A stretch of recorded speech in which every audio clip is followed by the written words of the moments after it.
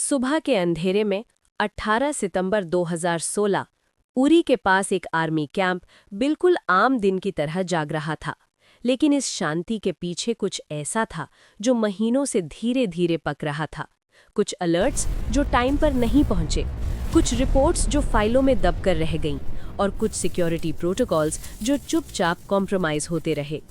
Uri sector पहले भी sensitive रहा था और 2016 के शुरुआती महीनों में आर्मी इंटेलिजेंस को एलओसी के उस पार से बढ़ते मूवमेंट के संकेत मिल रहे थे।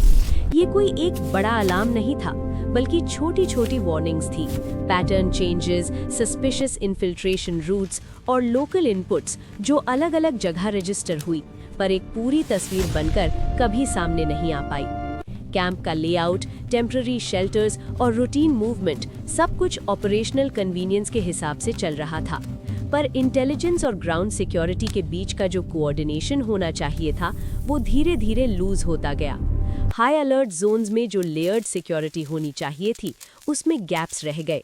ऐसे गैप्स जो सिर्फ मैप्स पर नहीं बल्कि डिसीजंस में भी दिखते थे। जब अटैक हुआ तो सिर्फ बुलेट्स नहीं चले, उस पल के साथ पूरी नेशन एक सवाल में बंध गई। क्या ये सिर्फ एक सरप्राइज था या फिर एक ऐसी चेन रिएक्शन का नतीजा जो पहले ही शुरू हो चुकी थी?